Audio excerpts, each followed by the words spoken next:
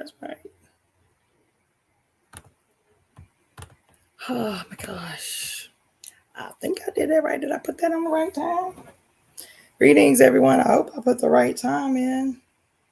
Thought I scheduled this for 8 o'clock. I might have been wrong. 7:30 maybe? Whatever.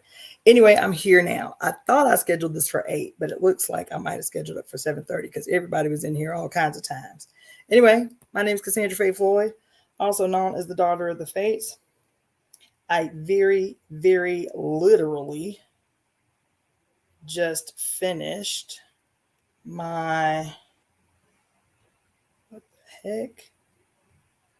I literally just finished with, literally this second, just finished with my last client of the evening, which went much later than I thought it would. I was supposed to be done at 7 and it is 8. So I went way over. So give me a minute because I need to turn on another light. It's looking very dark in here. Greetings. Hey, greetings, Amber, Balance, Shauna Michelle. Greetings, greetings, greetings. Listen, I got so much to tell y'all. Okay? So much to tell y'all. What was it? Thursday, maybe? Wednesday was the last day that I did a live. And so much had already happened. And child, since the last time I did the live, so much more has happened. So let me pull my shit together. Let me turn on another light and get right into telling you the myriad of things that have gone down in this little period of time.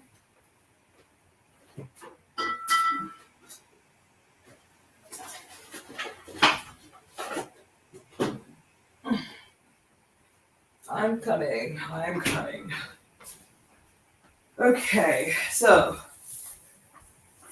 last week, when we, well, it's now, I guess, officially the week before last, when we entered that Pluto entering Aquarius, right?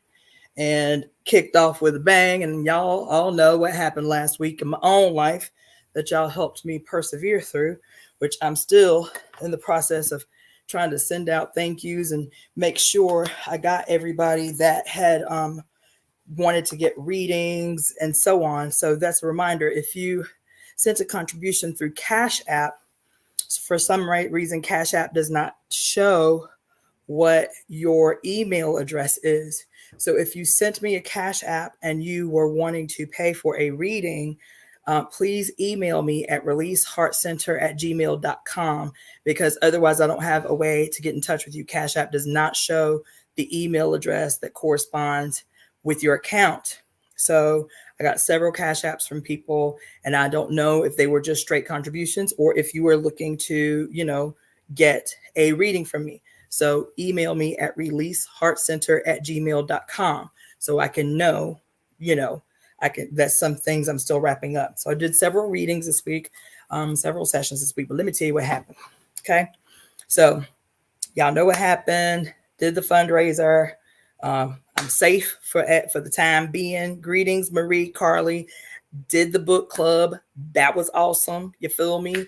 I did the live, I think the next day, which was called The South Will Rise Again. It was a little bit of a rant because I was exhausted from the excitement of the previous few days. I said, okay, I'm going to take a day off. Now, Wednesday, I'd been feeling a little weird in my body, but I do pretty laborious work. I mean, I'm a therapist, so I'm climbing upstairs, carrying this massage table up and downstairs, in and out of people's house. You feel me? Rubbing on people from anywhere from an hour to 2 hours. So it's heavy work. So I started feeling this weirdness in my knee on Wednesday. I didn't think anything about it. I've had several knee injuries. So I was like, maybe I'm just doing too much and my knee is calling me out, right?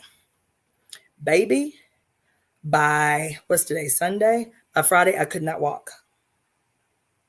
By Friday, I could not walk. And it wasn't my knee. It was I didn't have pain in my knee anymore. The pain that was weird in my knee had traveled up to my inguinal region. That's, for those of you who do not know medical talk, that's the place where your leg meets your body. That place right on the side of your groin, right?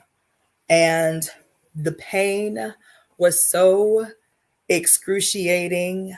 I was like, something is horrible. Not only was it excruciating, but it felt like, I can't even describe the pain. And I, am a medical practitioner. So in my mind, I'm trying to reason, like, is this muscular? Is this, is this a tendon or a ligament?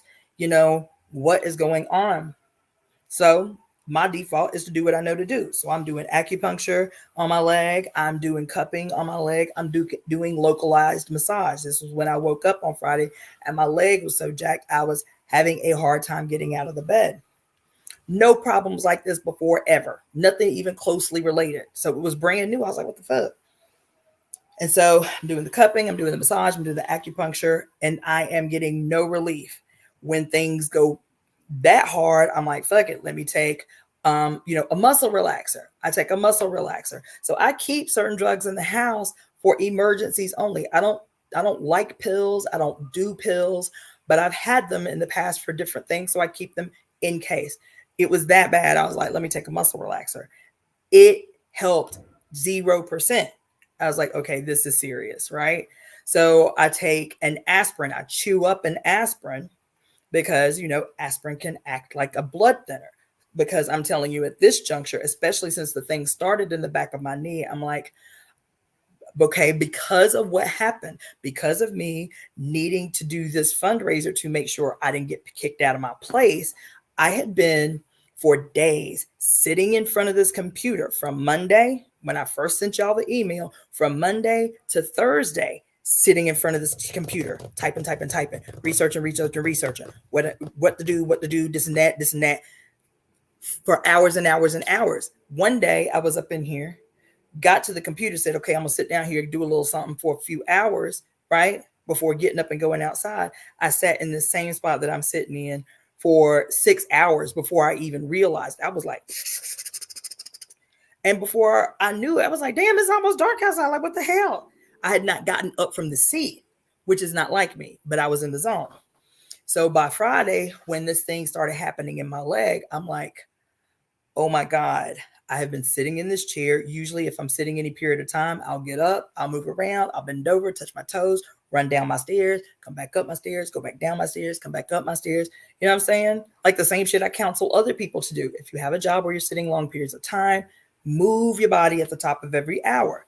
And I had not. I had been crisis managing straight through the week and had spent more hours than I care to admit sitting on my butt in front of this computer. Okay.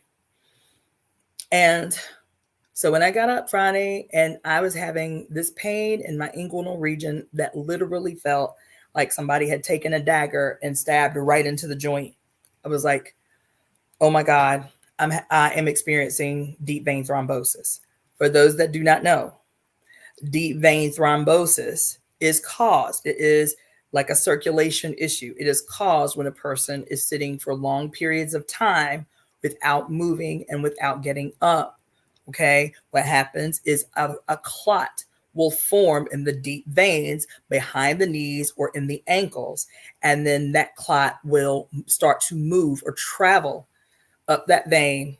And then eventually it will either end up in the lungs where it becomes a pulmonary embolism, or it will end up in the heart where it can cause a heart attack. Okay.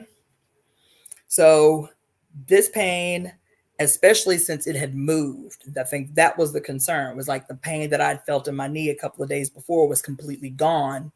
And now I was having this excruciating pain in my inguinal region. So I'm like, oh my God, I'm having DVT, right? Now, there are what the Chinese call emergency herbs that you can use for a circulatory emergency. But what my concern was, and I have those herbs. And so what my concern was, well, if I take this, and that's typically more for like, if you feel like you're having an aneurysm or if you're having a stroke.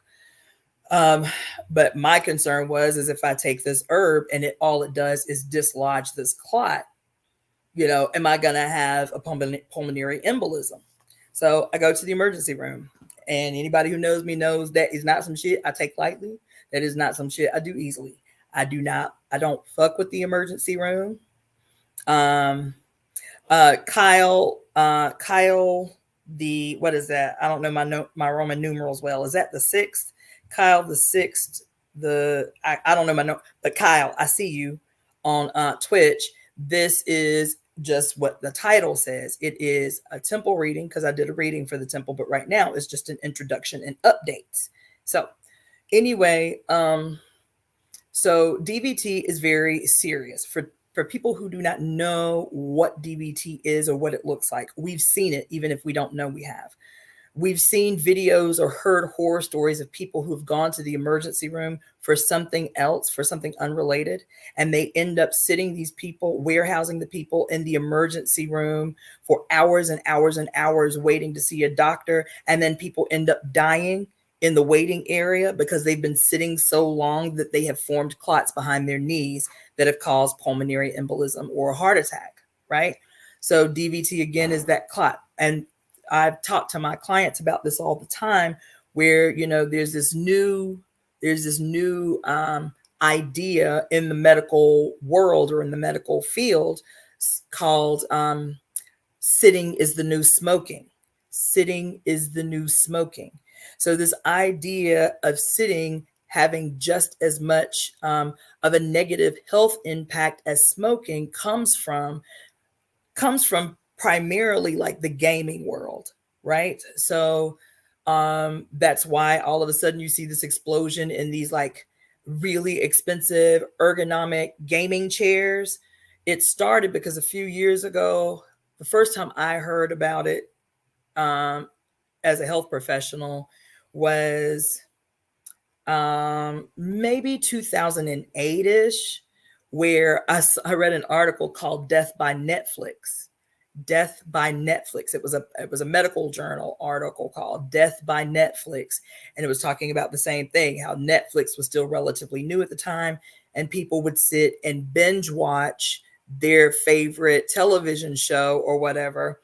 And they would sit for extremely long periods of time binge watching. And this article was pointing to several cases of people who had died. They had had a stroke. They had had pulmonary embolism. They had had some cardiac event or some cardiovascular event because of deep vein thrombosis, because clots had formed in the deep veins behind their knees for sitting for long periods of time without moving.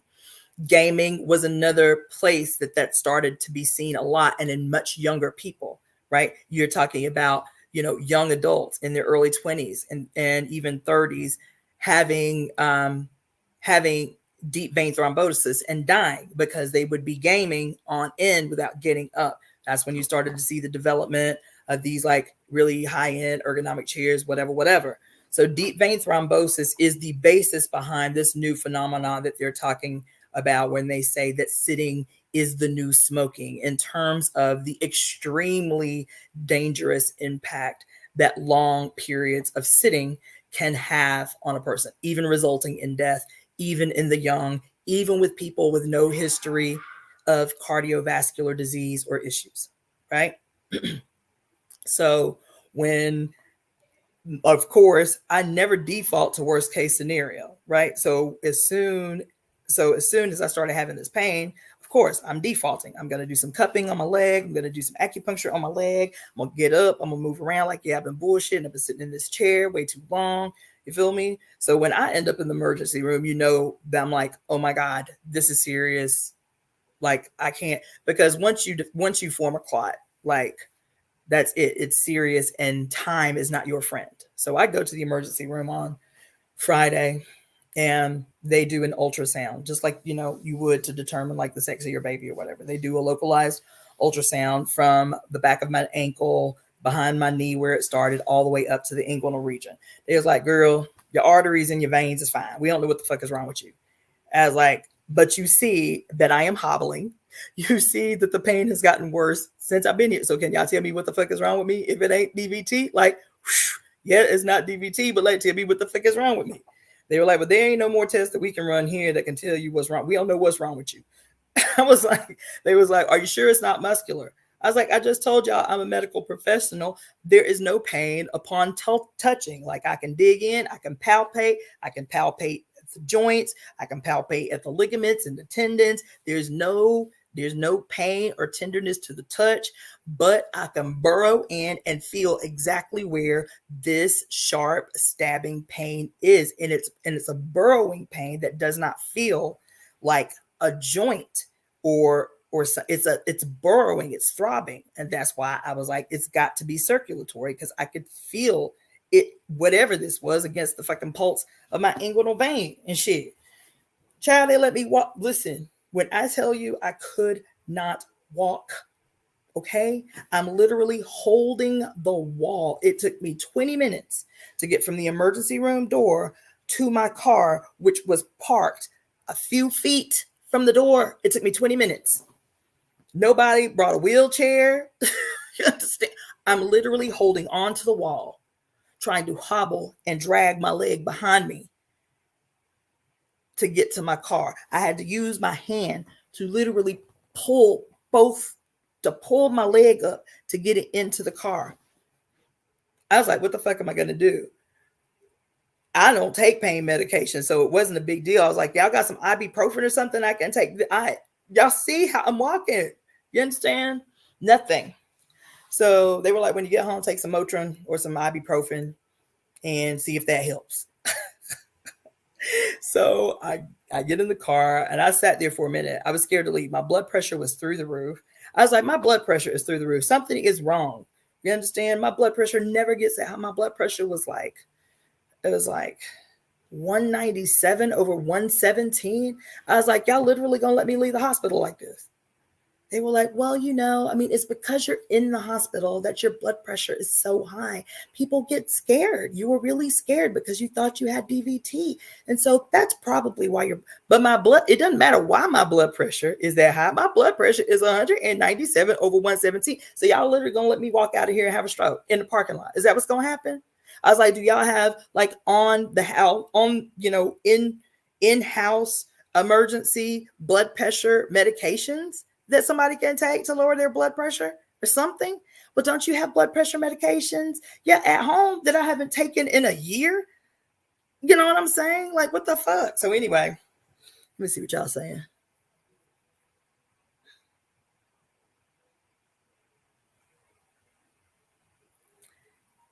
Child, well, they said I ain't got it. You understand? And so I'm like, okay, what the hell am I going to do? Because I'd already done what I knew to do at home. You feel me? So I went, there's a spa here. There's a 24-hour spa. I was like, well, maybe if I sit in the hot tub and then sit in the cold tub and then get in one of these saunas, I'll feel some relief. And I did feel some relief, but the problem was that my blood pressure was already through the roof. So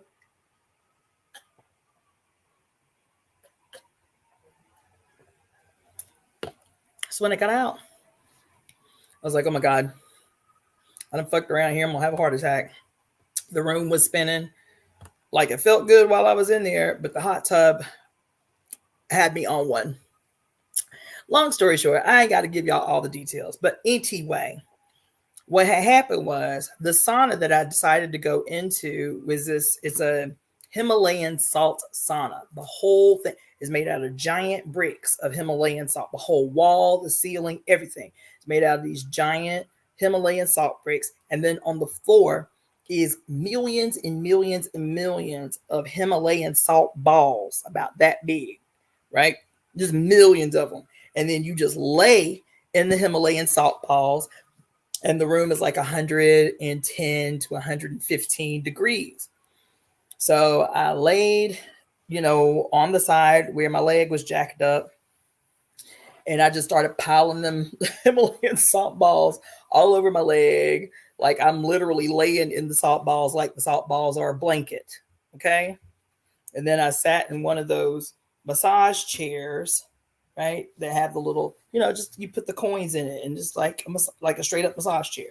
But it's got the little squeezy things on the legs. I was like, okay, if I get some squeeze motion, pulsation motion in my leg,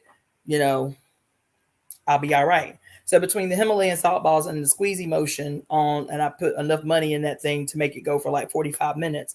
But I knew it was circulatory because even after I got out of the salt balls, like overall, my disposition, I felt good, but I was still hobbling, literally dragging my leg behind me like a zombie. You understand? Like I didn't have no feeling in my left leg, right? Baby, as soon as I sat in that damn chair and that thing started squeezing on my leg, right? On the lower part of my leg, on my calves, it was like something loosened in my hip, something loosened in my inguinal region. And when I left there, because I bought the overnight thing. So I got there at 11 o'clock after I left the emergency room, and I left at 11 o'clock in the morning. They have a room that you can sleep in. So I did the hot tub, did the sauna, and then did the freaking massage chair and went to sleep. And by the morning, I was still in pain, but I was able to walk upright without hobbling from this pain in my leg. So I knew it was circulatory, and anyway, so that happened. Nothing like it ever happened to me before in my life. Don't know where the fuck it came from. You understand? But that happened Friday. That was most of my Friday, most of my Saturday. Something else happened in response that I'm not going to go into detail at all because I'm not going to give any space to it. But when this happened, I called this woman that I used to be friends with, and I didn't even call her. I texted her. I was like, look, I'm having a bit of a crisis. I wouldn't call if it wasn't an emergency. I'm going to text you my mother's name and her phone number, and my daughter's name and phone number. I'm going to put you down as the contact at the emergency room. They're going to call you. If they have to call you, it means it's serious. I don't want to stress my family if it's not serious. That's why I'm not calling them first. I only want you to call them if it's serious. If I'm in a situation where I can't speak for myself or they've had to admit me into the hospital, and this is what I'm texting her. Can you just call my mother and call my daughter and tell them where I am and so on and what's happening? And even though we hadn't talked in a while, her response was, yes, I'll do that. And so I sent her all the information. When I went to update her later on that night about what was happening, I couldn't get in touch with her. I was like, oh, she's asleep.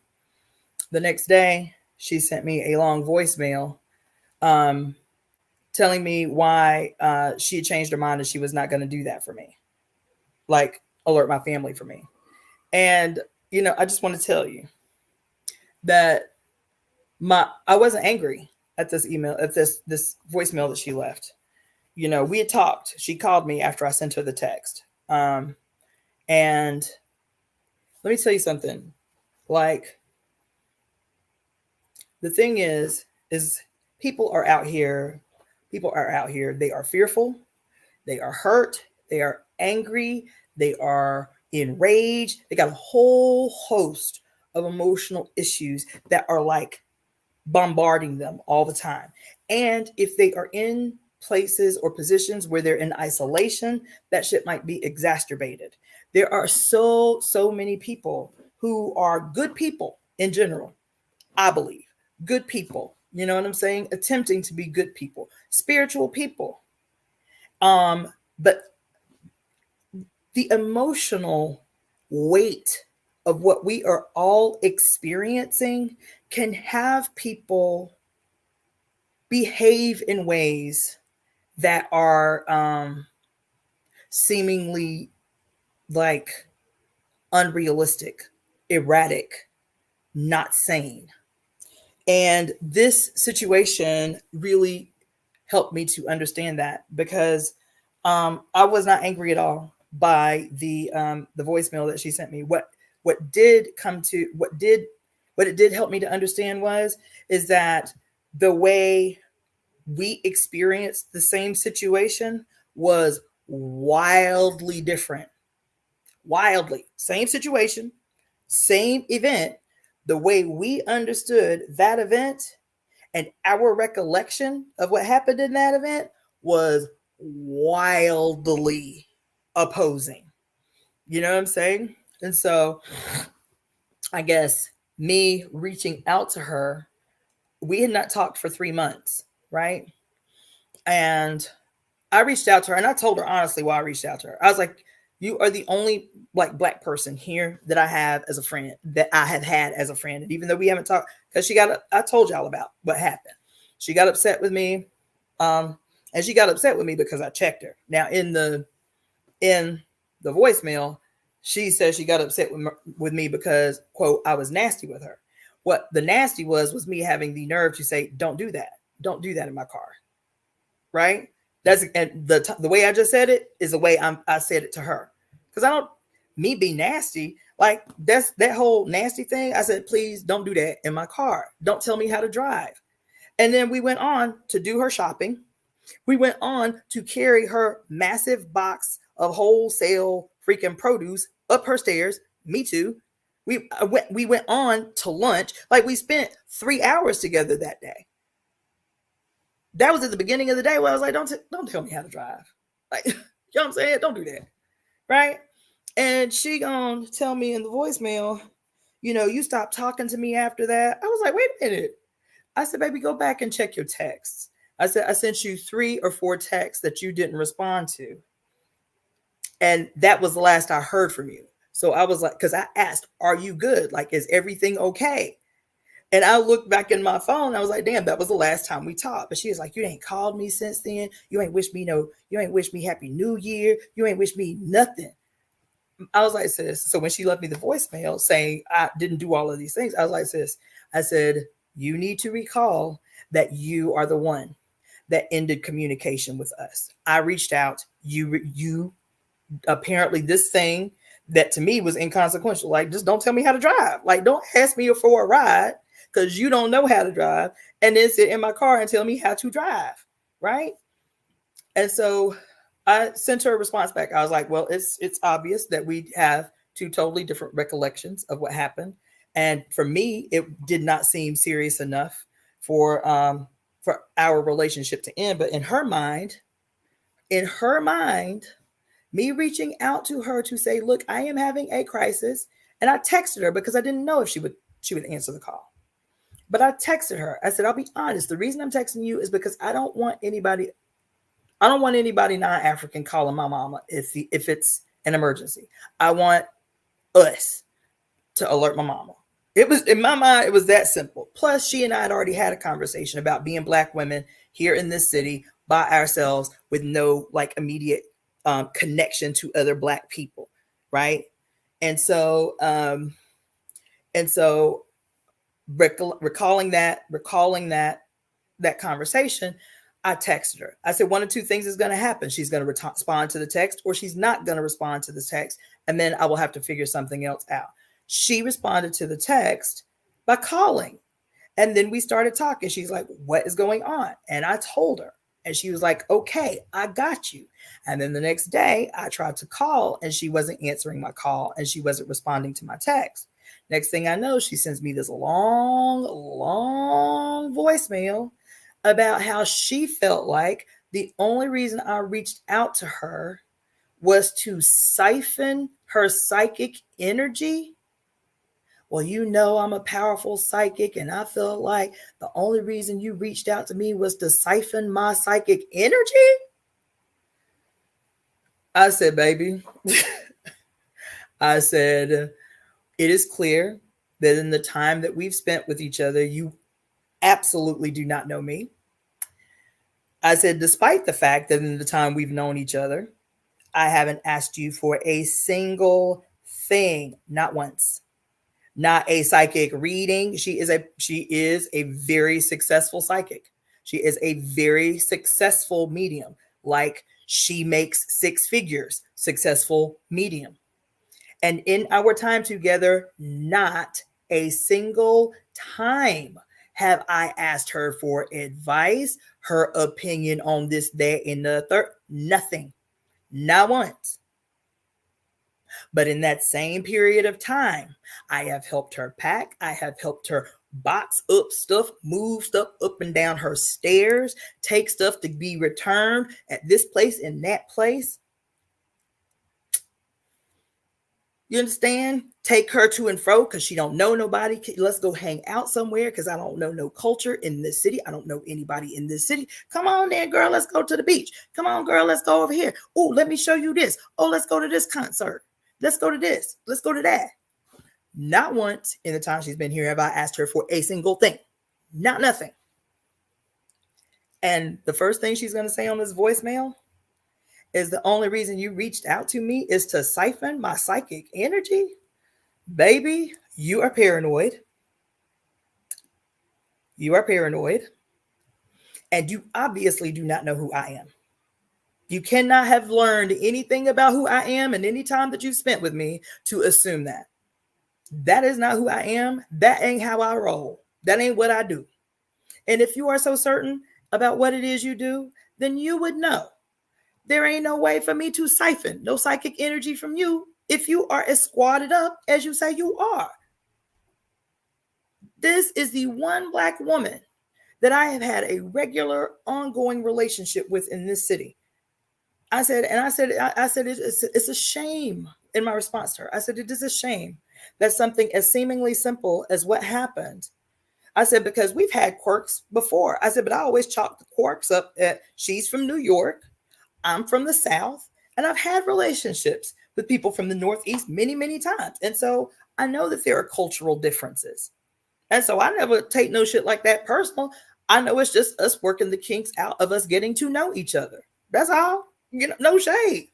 But you would end a relationship with somebody over literally something as simple as that. I say, I'm at the stop sign. I pull out my clippers to clean my nails while we at the stoplight on a 25-mile-an-hour road. I let up off the gas with my clippers still in hand. She grabs the dashboard and is like, could you put those clippers away? I was like, please don't do that. Please don't do that. Because she had done it before 3 other times, asked me for a ride and side seat drive. And I didn't say anything. So the one time I say, don't do that. And that's literally all I said.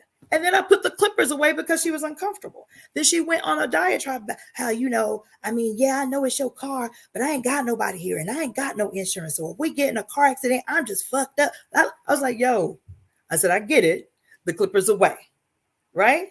And so we go to finish doing this girl shopping at 8:00 in the morning. And we spent the rest of the day together. And it never came up again. I was like, it's just one of those weird things we go through. It ain't no biggie. It ain't that deep. Right? Child, that was the last time I heard or saw from her until I reached out to her this weekend when I was in crisis. And that was her response. No, I'm not going to help you. I'm not going to reach out to your family if anything's wrong. I don't know what happened at the hospital last night, but the more I thought about it, the more I was like, no, I just really need to protect my energy because I feel like, in a time of crisis, you needed psychic energy, and I understand the need for psychic energy in a crisis, but I just felt like, that wasn't the right thing. You didn't call to apologize. I said, really? I said, no, you're right. I said, if that is your idea that you need to protect your psychic energy from someone like me, then you are correct. We don't need to be around each other. It's unfortunate. I told her, I care about you. I care about you as a human. I hope you are well. I hope your life is well. I said, but you are correct in your assessment. We do not need to be around each other if that is who, after all you have asked of me, out of all I have done willingly and voluntarily. If y'all only knew. I was like, you are correct, boo. We don't need to be around each other. I hope your life is prosperous and all that. But I'm saying all of that for a reason. Thank you, Shauna Michelle. Thank you, Shauna Michelle. You understand?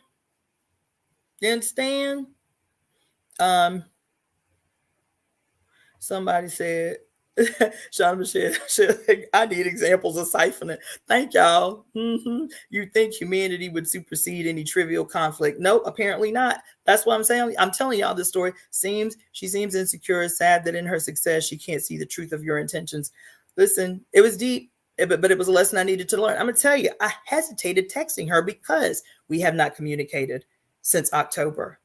I hesitated texting her. I was like, Spirit, why would she be the first person you would alert me to reach out to when I'm walking out the door to try to get myself to the emergency room? Like, why her? I'm like, why her? And I said, well, you know what? I'm going to trust that that it's necessary. That for whatever reason, I didn't even question it. I just sent the text. I was like, she either going to text me back or she ain't. You feel me? She called me right away. I hadn't even pulled out my driveway yet. You understand? So I know she's a good, so this is not me throwing shade at all. I know she's a good person. But as I started out by saying, man, this shit is deep. This shit is deep. The emotional trauma, the triggers, the shit coming from every direction. This woman is a psychic medium, you understand? Which adds a whole nother layer to people's paranoia and shit. You dealing with all these weird ass energies and people in conflict and in crisis. And the only reason people don't ever call you because things are awesome. People don't call you to get a reason because shit is great and spectacular and fantastic. You understand what I'm saying? People don't come in here and be like, damn, yeah, I feel wonderful today. Can you rub on my back? You understand what I'm saying? So, when you enter into particularly occupations, that's what I'm saying, Shauna Michelle. To me, it was that simple. That's why I sent the text. I was like, honoring a motherfucking sovereignty. She might still be mad and got an attitude, but Spirit say call her, because Spirit needed me to tie up that loose end is what happened. The way that conversation, the way that relationship ended was not tied up. It was not tidied. It was not closed. Because I was questioning, like, why would this be the first person that I think of? I was like, okay, in my mind, it's because she's Black. You understand? We had spent all this time together talking about like the need to have like lifelines. You understand? We'd had these really strategic phone, conversations about, Black women in particular being in these big cities by our fucking selves and not having lifelines. You could be dead in your apartment for days and nobody not know. And so I was like reasoning in my conscious mind, like, yeah, that's the reason Spirit got me calling her. But Spirit was like, no, y'all, you did not close that. That relationship did not close appropriately, and it needs to be completely closed, resolved, done with. That's why. Because this was simple. Shauna Michelle said, making a phone call to your family takes very little effort and requires no further commitment. Exactly.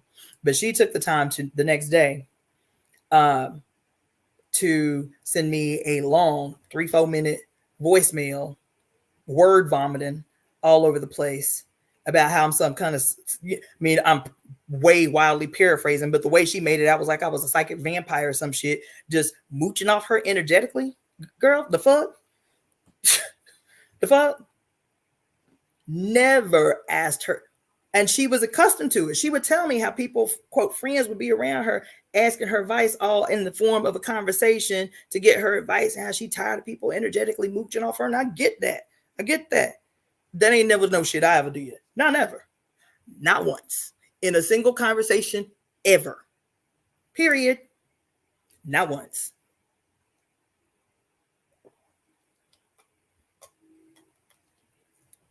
And the reverse cannot be said. The reverse cannot be said. You understand? And I don't feel no anger or nothing. It's actually sad. It's sad that relationship ended the way that it did, because it was trivial. In my mind, it was like, look, I know how Northeast people be. I know how New Yorkers be. They rugged around the edges. The way that they communicate with people can come off real, aggressive. And so the one time that I actually said something in response, she was like, I politely asked you to not clip your nails while driving. I said, come on, girl. That is not how that went. You understand? But even my response was not belligerent. Like, we could have threw down. It wasn't like that. You understand? It was weird. But I was like, I understood exactly where it came from, especially when I got that voicemail. Shit is deep. People are paranoid. They become paranoid of one another. Doesn't mean she's not a good person. I believe she's a good person. You understand? But I also believe that our emotional shit can really, really blur our understanding of people's intentions, make us, spiritually paranoid. And I ain't got no time for none of that. You understand? It may be a flaw of mine that I'm not, some people say I'm not as paranoid as I should be. Maybe, but I'm not, I don't enter into spaces. One, I trust my judgment. It's rare that I meet people that I don't like. Rare that I know enough energetically that I don't even allow people that I wouldn't like to come that close to my space. So it's rare that I meet people that I don't like. Right. And you must have been on her mind real heavy for a while. I mean, apparently, because honey, she let it all loose. She let it all loose.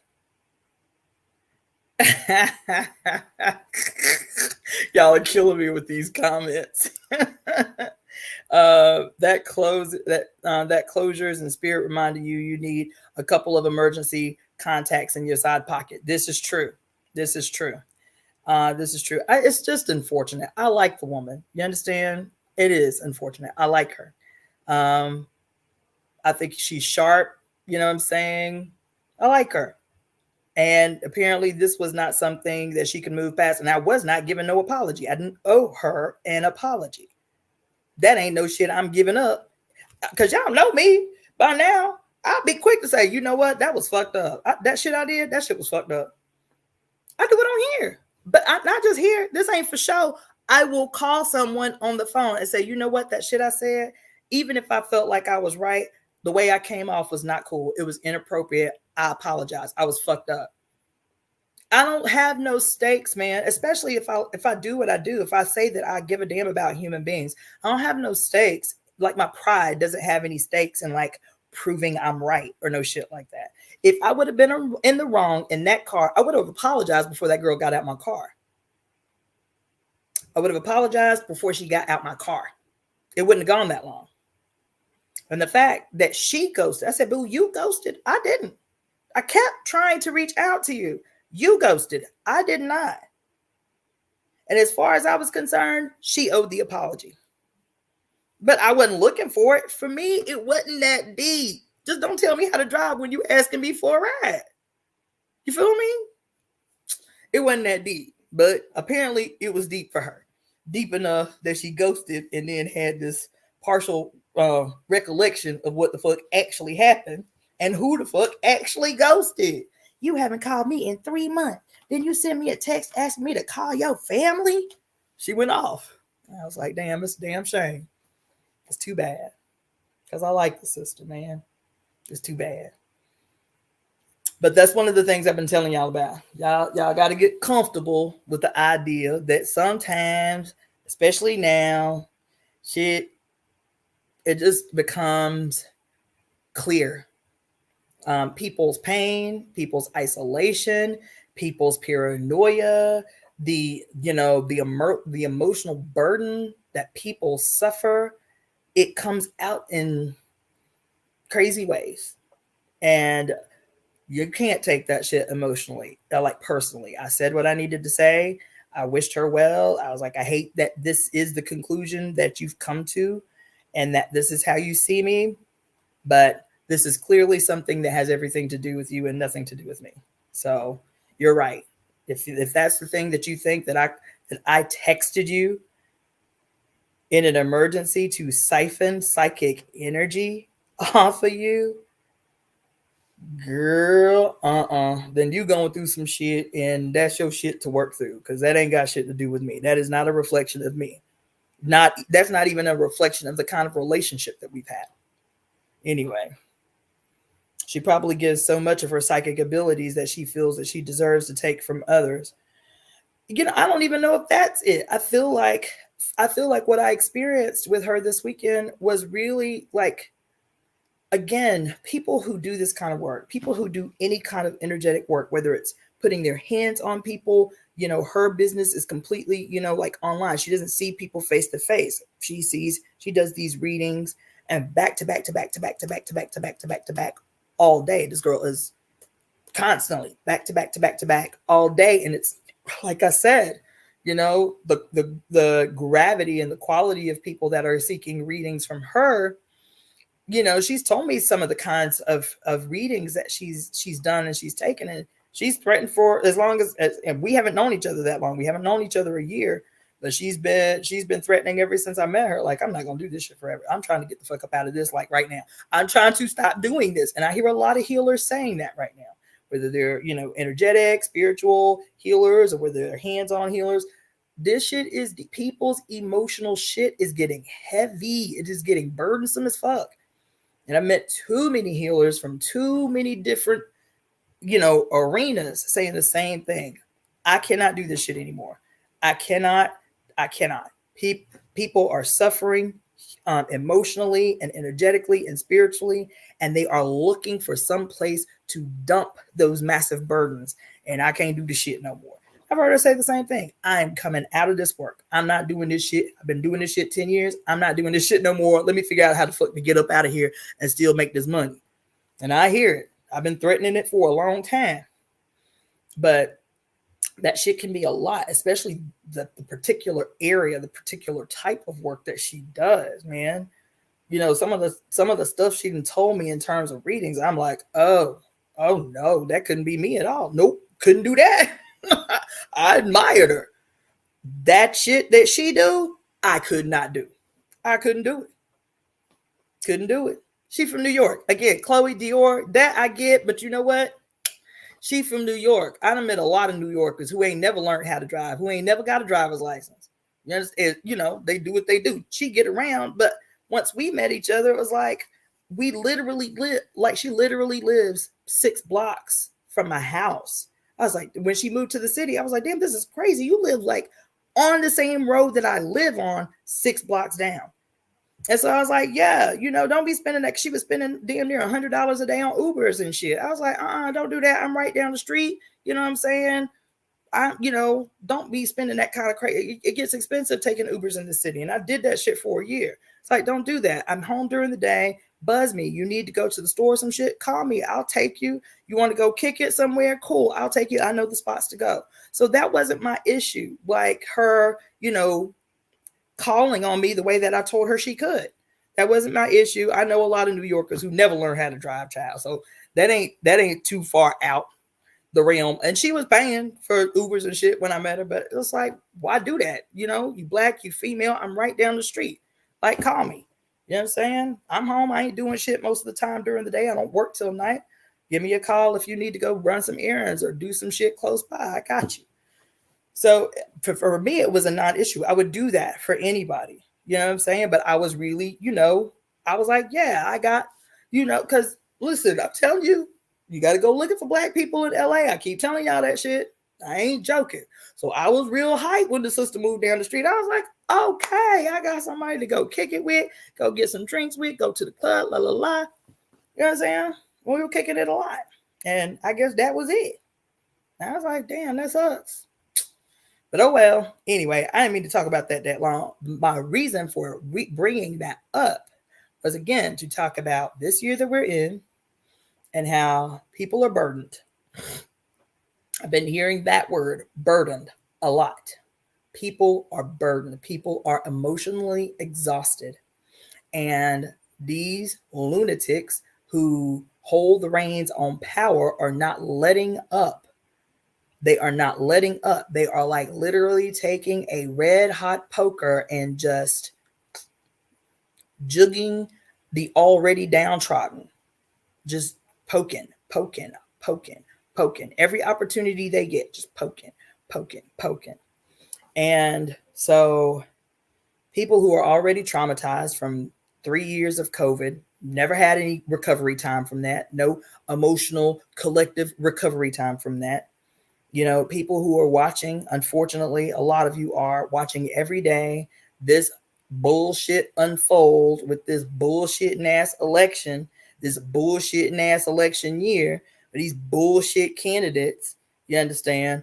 Like, that shit can be jarring and triggering. This thing happening in the Middle East that y'all are watching in freaking rotation every day, that shit is traumatizing.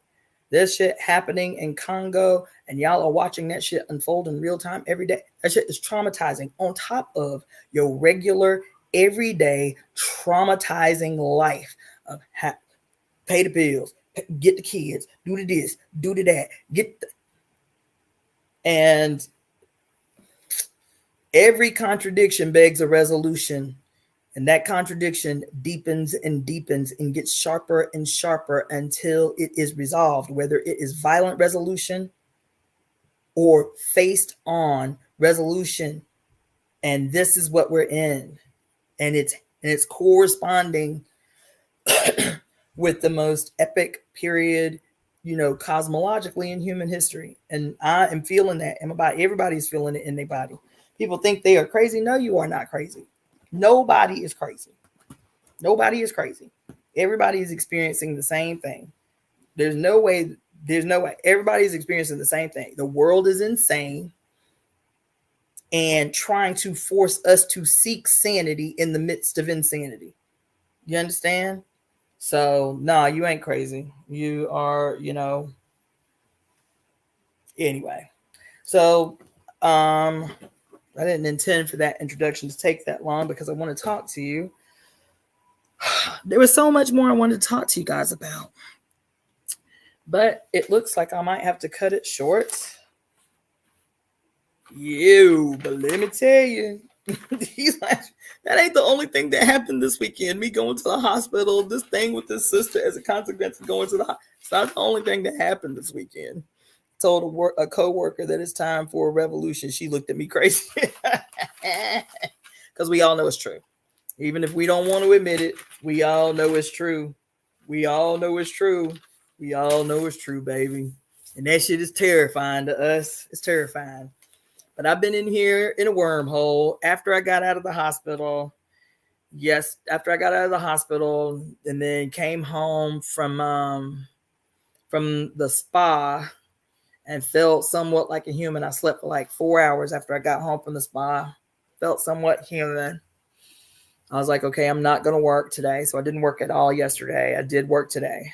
But I didn't leave my house to work. I worked at home. I saw people here at the house, but so much happened yesterday, y'all. So much happened.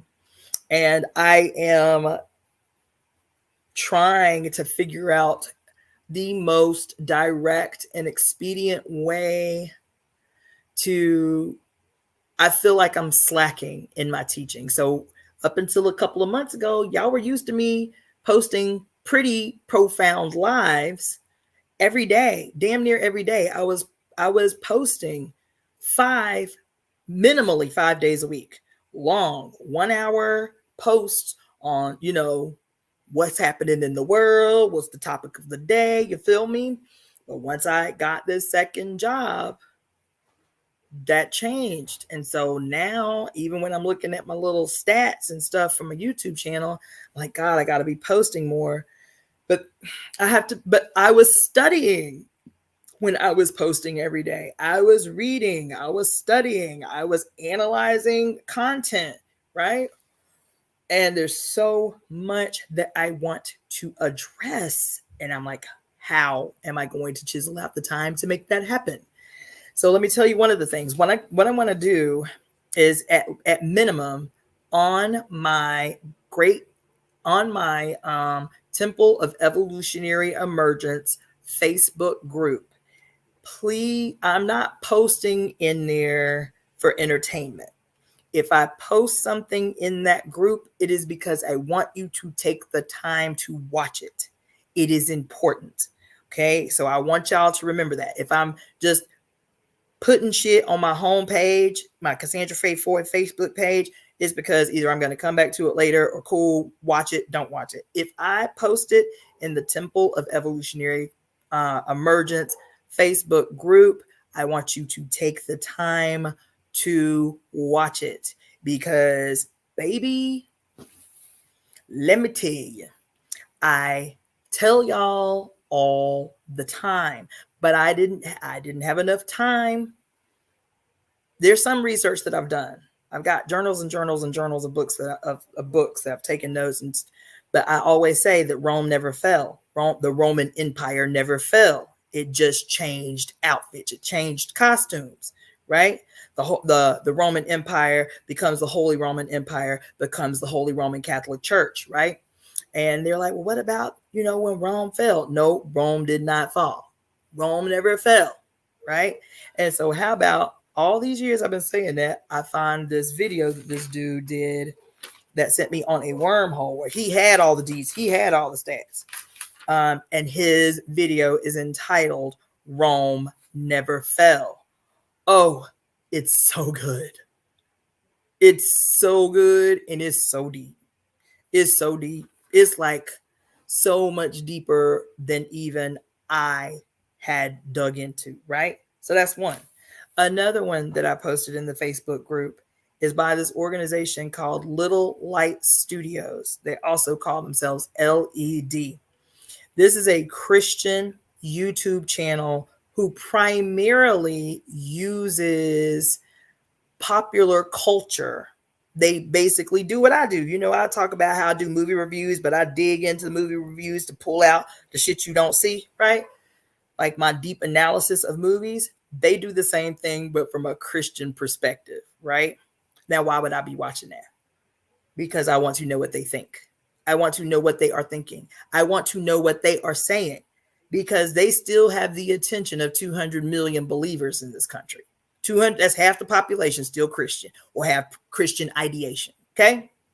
So I watch a lot of their stuff, especially for my movie reviews, because they do really good movie reviews, always from a Christian perspective and worldview. It's really interesting watching their shit, yo.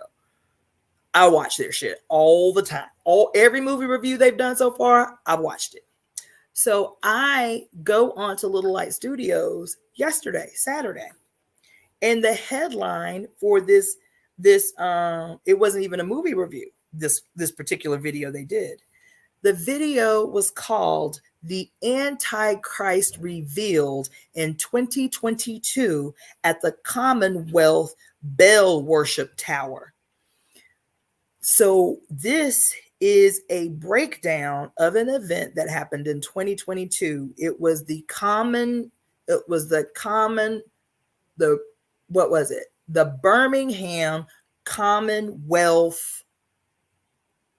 Birmingham Commonwealth what they called it?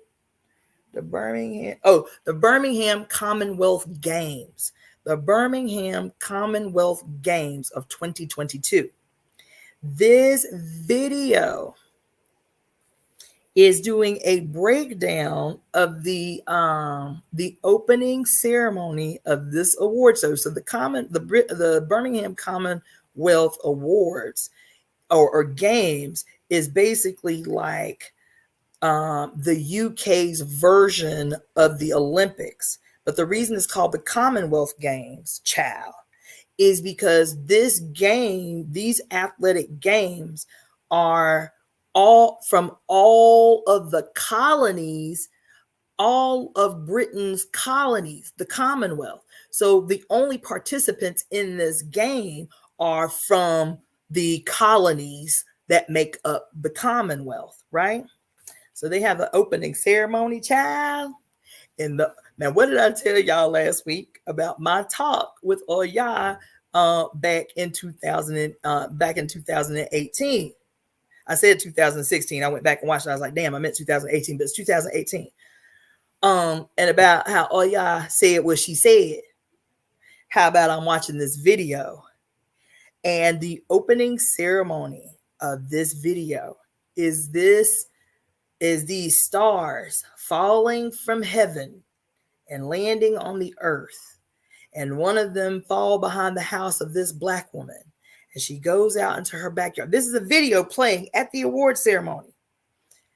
She goes into her backyard where this falling star has hit the earth in her backyard. And she picks the star up off the ground, and it is this big, giant, blue, glowing crystal. And she takes the crystal like she's hypnotized by it, and she starts praying like into the crystal, right? And then the award ceremony starts. So this is the video that they show. In video, now in the award ceremony, the live award ceremony, they have constructed a Tower of Babel or Tower of Babel with a great at the top of it, like with a moving screen, all-seeing eye at the top of this Tower of Babel that they have constructed for the games, right? Representing all the peoples of the Commonwealth coming together as one, right? At this award ceremony. So tower comes out. Once the tower comes out of the ground on like this high-rise thing, coming up out of the ground is a giant, I think they said it was 10 metric tons, a giant bull calf. A giant mechanical bull calf comes up out of the ground and is positioned right in front of the Tower of Babel. Okay? On top of riding this bull is that black woman. Now, on the ground, there are hundreds and hundreds of people dancing. They all have crystals in their hands. They're dancing, like praying and worshiping this bull. Dancing, praying, worshiping this bull. They're all dressed in white. The black woman who is riding the bull, y'all, you can't make it up.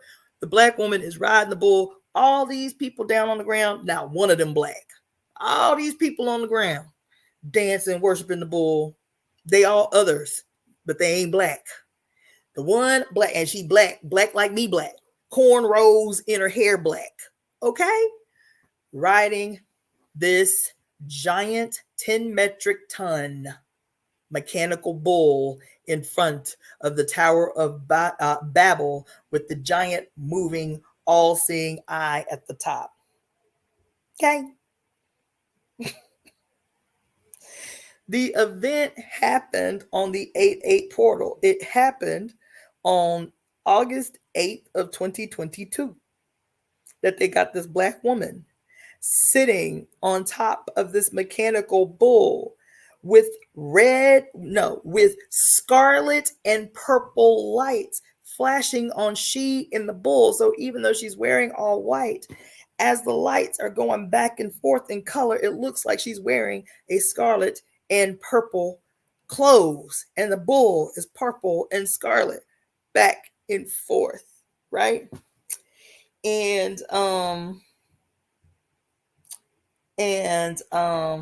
the quote that is said on the video when the stars fall from heaven, which is supposedly alluding to when Satan and his legion were kicked from heaven. That's in the Revelation when they tell the story of Satan, Lucifer falling from heaven with his legion, right? The death of a star can trigger the birth of other stars. And I reckon this one is going to do just that, right? All the nations of the Commonwealth. Anyway, so this guy is going out. He's like, they aren't even trying to hide this. They aren't even trying to hide. Here they are announcing the Antichrist. And who in this scenario? He says, why is this woman on this bull? Who do they say ride the bull in the Revelation? The whore of Babylon. The whore of Babylon. Child, he was going on. He was distraught. He was distraught. Okay? Yo, it was good. Y'all got to watch that one. Okay? What else? Ooh, they did another one that was really good too. Same station. What is it called? Little Light Studios. It wasn't just a woman balance.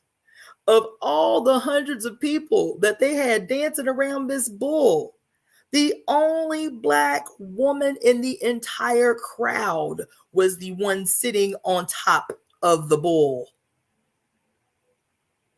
And they called her the whore of Babylon. Yes, they did. He said it. He said, who did they say was going to be sitting on top of the bull in the Revelations? The whore of Babylon. What did he say? Hold on. I wrote the quote. The whore of Babylon. What do they call her? The queen of harlots? Hold on. Where is that at? The queen of harlots or something to that effect? Fuck. But anyway, he was clear. It was clear. He didn't come out and say it. He was like, that black bitch is the whore Babylon. I was in here screaming.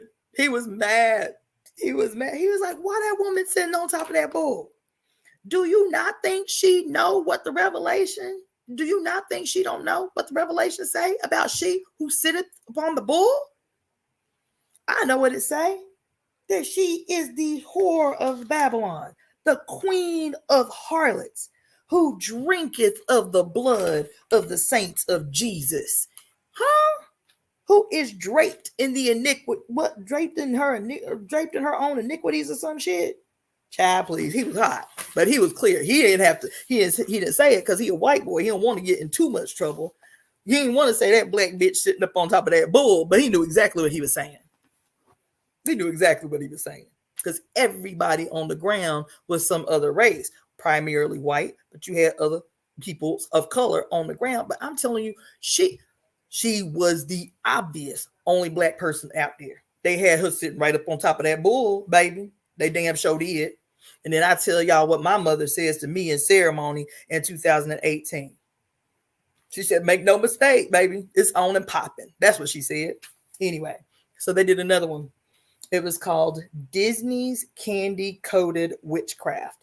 And he starts going off on all of the Disney movies, right? That are, quote, gateways to the practice of witchcraft, and how you shouldn't let your babies watch any of these Disney movies because they are the gateway to witchcraft, right? Baby, let me tell you, I have been threatening to do a movie review of each and every one of these movies. Every movie he named, I was like, damn, I've been saying I need to go ahead and do movie reviews of all these movies. Every movie I had in mind to do, he listed every single one. And guess what the connection is between all these movies that he say are an introduction to witchcraft. Remember what we've been talking about in this might be the topic of our next book, our book club study, you guys. Because you remember, let me just get the book real quick.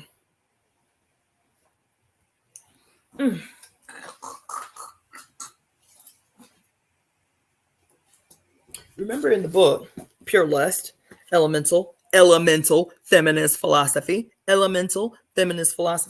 we had been talking about? And there was a section in the beginning of the book, in the introduction, where she was talking about Paul's extreme hatred for, disdain for what he calls the Stoatia in the New Testament. Paul calls it the Stoatia.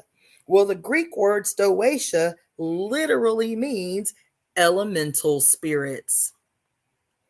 Elemental spirits. Stoatia. You remember, all you who were forced into Christianity as young people, we would always hear about, the powers and principalities, or the powers and principalities of evil, the powers and principalities of evil. Remember that? Y'all remember that? What they call that? Yes. The battle against the powers and principalities, right? The powers and principalities that Paul was talking about are the Stoatia, which literally translates to elemental spirits. And in this book, right in the introduction, the book that we are reading, right? Pure Lust, Elemental Feminist Philosophy, she makes a distinction between the different types of elemental spirits that he specifically is alluding to in the New Testament. Paul is alluding, he says it in the New Testament. These are the powers and principalities. Elemental spirits are the powers and principalities. This is what they look like, right? This is what they are, according to Paul. And so here we are in our book club talking about elemental spirits, elemental beings. And I watched yesterday this thing called Disney's Candy-Coated Witchcraft. The first movie that he mentions is the newest Disney movie called Elemental by Pixar. Has anybody seen that yet? elemental. So it's got like a little fire girl and a little water guy, and it's got the earth people, it's got your elements as little societies that do not co-mingle or coexist. They got their own space, they got their own hood, they got their own clique, and never should they interact, right? And so he is going off about this movie, Elemental. You got to see it. It's deep. It's deep, right? Balance. You got to see it. So that's the first movie.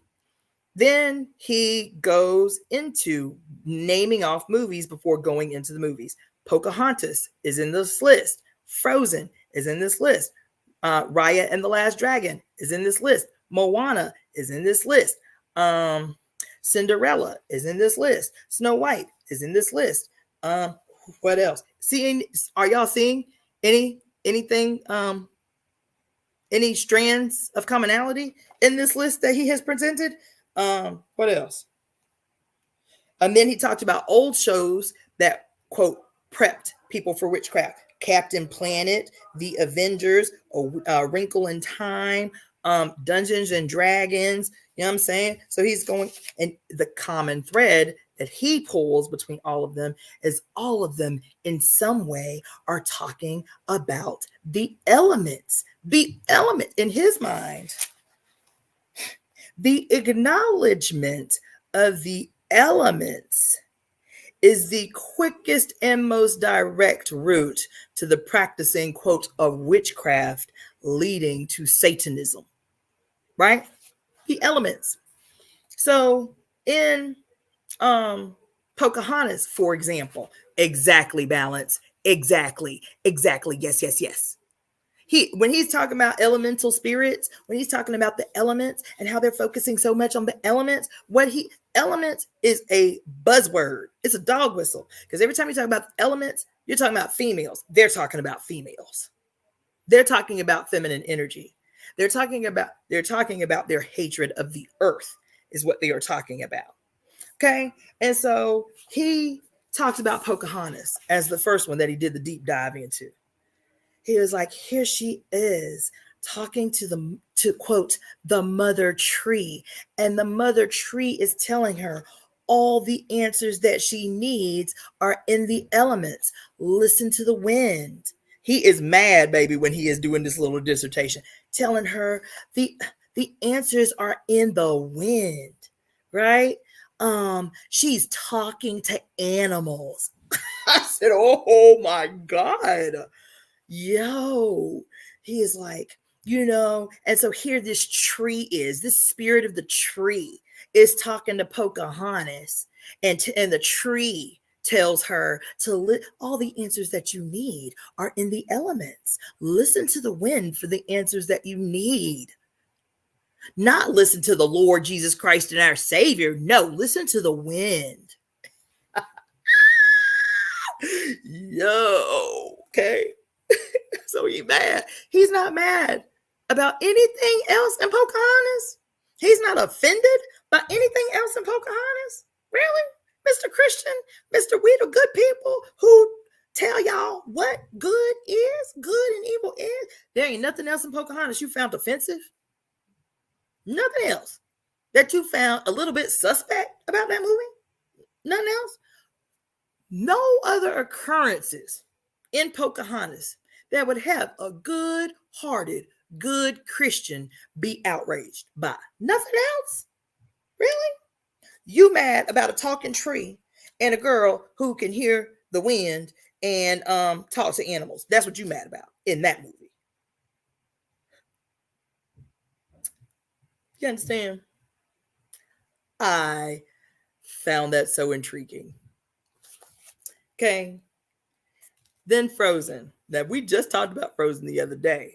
Maybe it was in the book club that we talked about Frozen. Regardless, we talked about Frozen the other day because it is like right there. It's not even subtle. Like they come into this place, this land of magic. You understand? Something has happened to this land of magic. Like they have been cut off. The regular people, Elsa, what's her sister name? Ilsa, and whatever her sister's name is. And their kingdom have been cut off from this land of magic that they only heard about from their parents or whatever. You feel me? And so they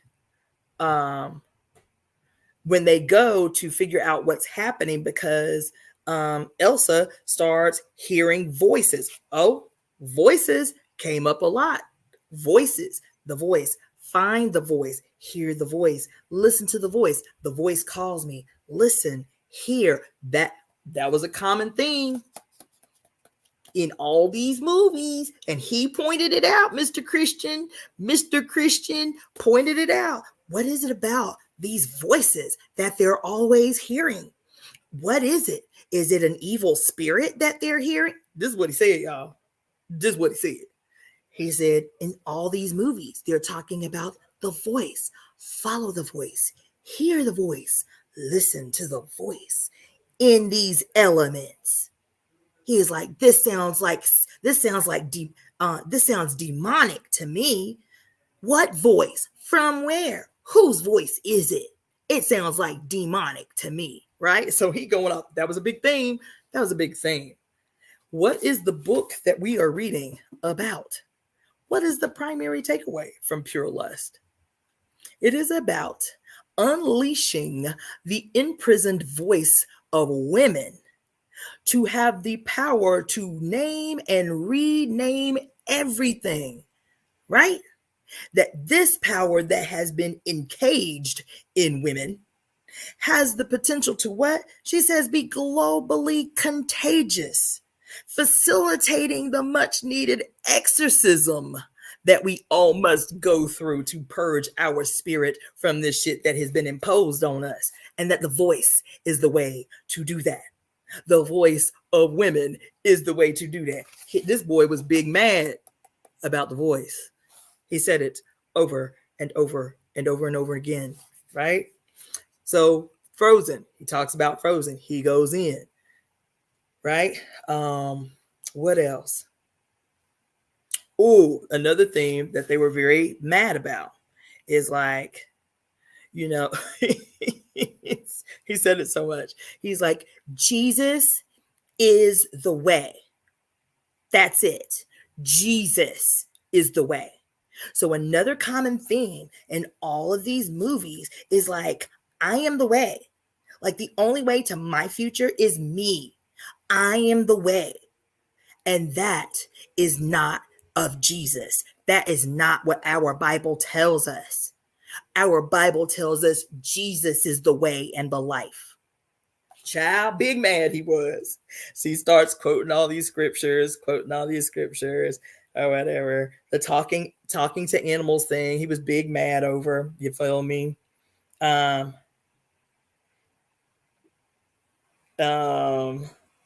So that I'm not even trying to like do a whole review. But one of the things that he says to follow your heart, he says, because another theme is to follow your heart. He is like, but to follow your heart is to follow your flesh. And to follow your flesh is wrong. That's what he said. To follow your flesh is wrong.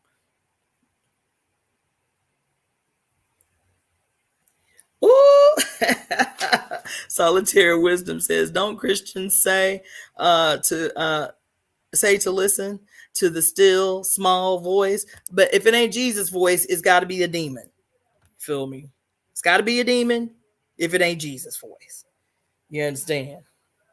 So anyway, this is the kind of stuff I want to dig into, y'all. Oh, he went off on Red Panda. I think that was the one that offended him the most. He talked about the Book of Life. I don't know if y'all have seen the Book of Life yet. If you haven't, you should.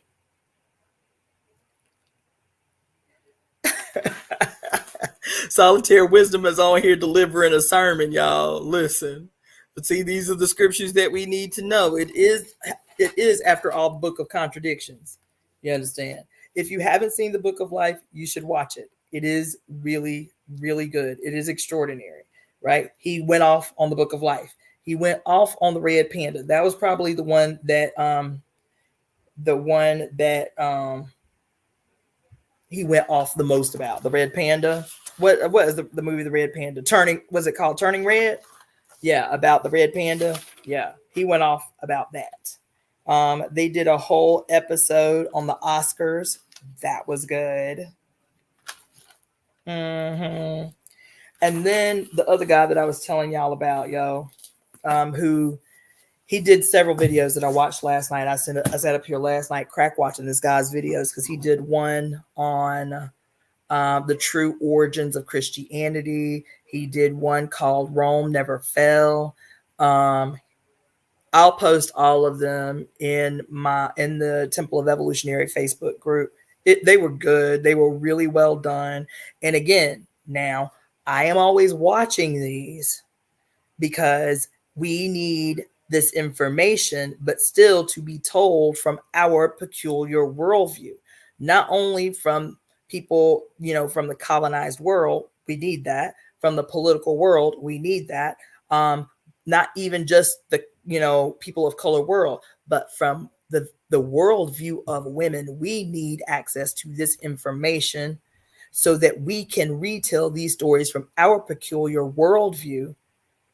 And because the mother is nowhere in even these really great exposés about the wickedness. Yes, it's called Little Light Studios. It's on YouTube, or you can Google like all caps LED Little Light Studios. LED Little Light Studios. Who did she say? Who is she speaking of? Yeah, so that's it. Little Light Studios. The guy, I should have wrote his name down. But like I said, I just spent last night crack watching his videos. I didn't write anything down, but I will post links. I will post all the links for the videos that I'm telling y'all about in the Temple of Evolutionary Emergence Facebook group. I will do that tonight. In the Facebook group, I will put those links. The one that I told y'all about where he was mad about the black woman on top of that damn bull, that one for sure y'all are going to love. It's great. It's great. It's really good. I watch so much shit from the worldview and the perspective of Christians because they always tell on themselves. I am an avid reader of all the news articles that come from the Catholic News Network. They always reveal what they don't think people are paying attention to. I spend hours reading articles from the Catholic News Network. Okay? I watch these Christians up with their panties all bunched up about what us heathens are out in the world doing. I need to know their perspective. These breakdowns, these movie breakdowns, these weirdos be doing of these movies, they're good because they have the funding. So they can dig deep. They're really well produced. They're really well thought out. But the end is always, that's why you need Jesus as your Lord and Savior. That's the worldview they coming from. You understand? So I'm going to post these. I'm going to get up off of here now and do some more studying. I have a lot to do tomorrow. I'm probably going to do another live tomorrow. Try to get my rhythm back up. And and so for those that may have missed my announcement in the beginning, if you sent me a Cashapp over the last week, Cashapp is the only app that I have that does not have your email address attached to it. So if you sent me a Cashapp wanting a reading or a consult, please email me at releaseheartcenter@gmail.com because there's no other way for me to contact you. So email me at releaseheartcenter@gmail.com. Let me know what your Cashapp name is so I can find it, and then we can schedule your appointment. So that's it. That's all. Yeah. Balance. Yes, I did do. The South Will Rise Again. I'm going to do that as a series, though. I'm going to do that as a very well thought out, well researched series for the whole month of Black History Month. Yes, I am. I'm going to do that at least once a week. I'm going to do that. I'm going to get some names. I'm going to get some dates. Yes, and names that are not common during our Black History Month. Revolutionary female radicals that you should know about and have probably been buried in the trash heap called history. But yes, that's going to be That's going to be a regular ongoing thing for the month of February, I think. But the one that I did, the intro, if you will, it's up on my YouTube channel. Yep. It got cut off though when I was doing it through StreamYard for whatever reason. Like halfway through, it cut off, and I had to come back on. I don't know what the fuck that was about, but so there is probably, I haven't rewatched it, but there is an interruption in it, so it may show up as two different videos. I'm not sure. I haven't looked yet. But anyway, I'm gonna go ahead and go. I'm tired. I've been treating people all day. But I did want to. Oh, I didn't even do the reading, so I will. I promise, because I did the reading on the full moon, so you should know what the results for the temple. I did the temple reading on the full moon, so you guys should know what the results of the temple reading was. So I promise that's the live I will do tomorrow. No intro, no extra stuff. I will just do the results of the temple reading tomorrow, because that's something that will, move us through. Okay. All right. So until tomorrow, I will see you again. Have a wonderful night. Sleep well. Sleep well. Oh, I see. Okay. So I'll have to rectify that balance. I don't know. Like I said, I don't know what happened. I'm going to go through and see if I have to try to lift it from IG or something. I'll figure it out. Okay. All right. Good night, you guys. Take care. I love you guys too. Oh, dang. I'll see y'all later.